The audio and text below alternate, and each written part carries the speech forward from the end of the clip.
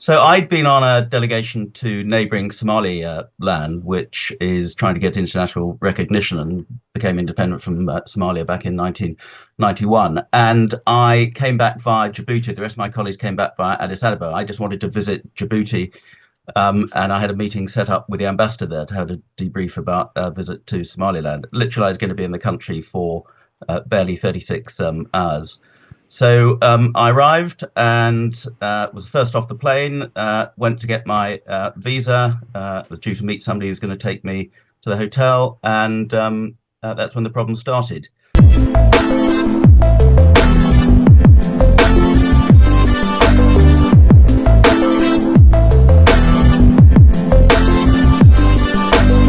An MP and a member of the Home Affairs Committee has revealed he was detained and deported this month by an East African country with close ties to the Chinese state. Tim Lawton has already been sanctioned by Beijing and was held at the airport in Djibouti for 7 hours before being denied entry to the country and told he would be removed on the next available flight. He joins us now. Good morning to you, Tim. Morning, Stig. Were you expecting this? I mean, you're in Djibouti. You wouldn't necessarily expect China to have that level of influence. Tell us what happened.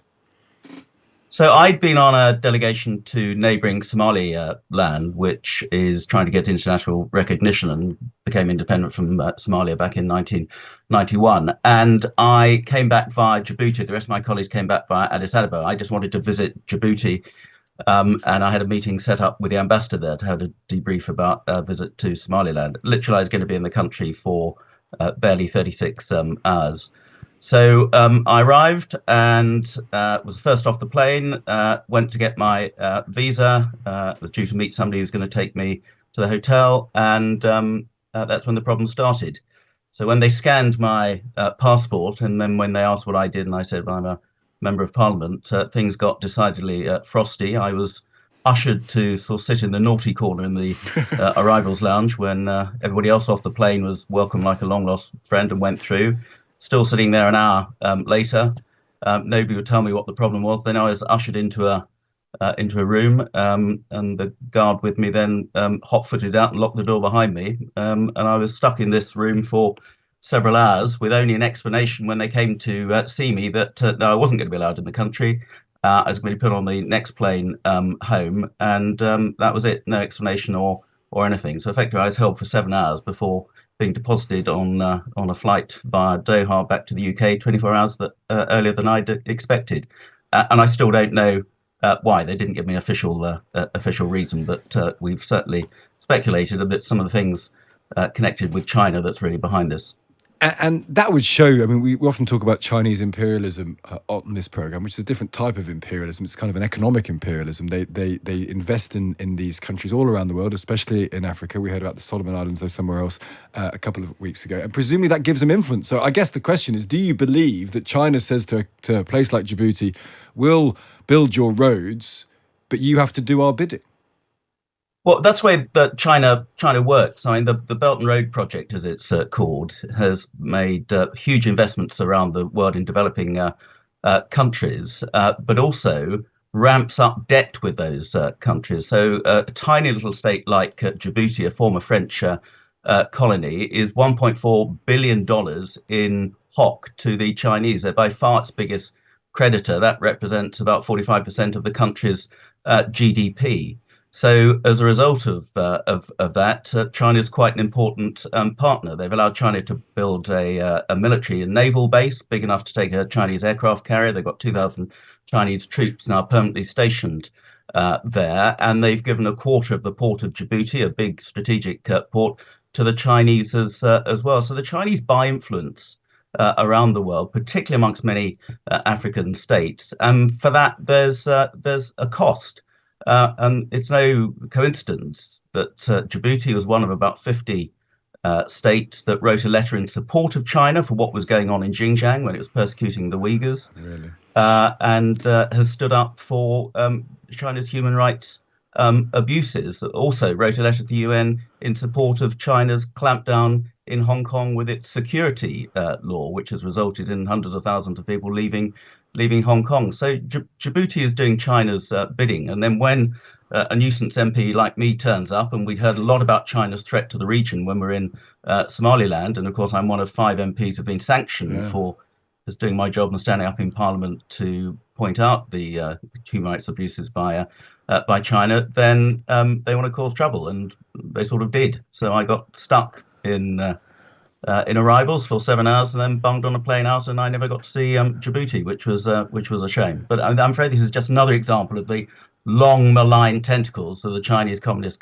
government at home and abroad. And you can't do anything about it. I mean, presumably it is appalling, but it is a reality that these countries are selling their soul to China for perhaps understandable reasons when it comes to investment. There's nothing can be done about it. There isn't. China have got the influence, and that's just the way the world now works. Well, we've got to do something about it, and those of us in Parliament have been banging on about this for some time. It's 3 years now since we were sanctioned. We remain sanctioned, but we have been able to influence legislation in the UK so that the UK government now does not allow Chinese companies to get involved in some of our important and security-sensitive infrastructure projects. We've now got further exposés on the influence that China has in our university campuses and some of the research projects going on there, again in sensitive areas like defence and communications. And of course, China manufactures many of the devices we use in the West that connect with the internet as well. And China also owns or controls 104 ports around the world. So they also control the way that stuff travels. That's essential to our daily lives. You know, they're smart, but the West has got to wake up to this. China is a severe, significant security threat to the West, and this one tiny example is just another case how far their tentacles extend. Just before you go, Tim, we're just talking about Hamza Yousaf maybe resigning today. There'll be a vote of no confidence in the government on Wednesday. Do you think the Scottish Tories want an election in Scotland? That might not be the best time with where we are in the electoral fate of the Scottish Tory party to have an election pretty soon.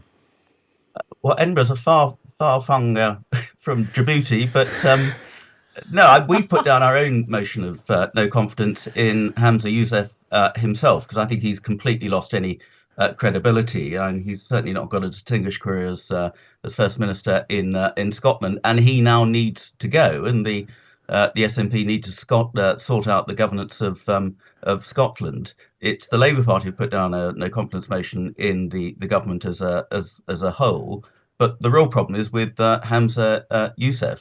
Obviously, I want to see a change of administration in Scotland. So you'd be happy for an election? You'd be happy to fight? Would you be happy to fight an election in Scotland?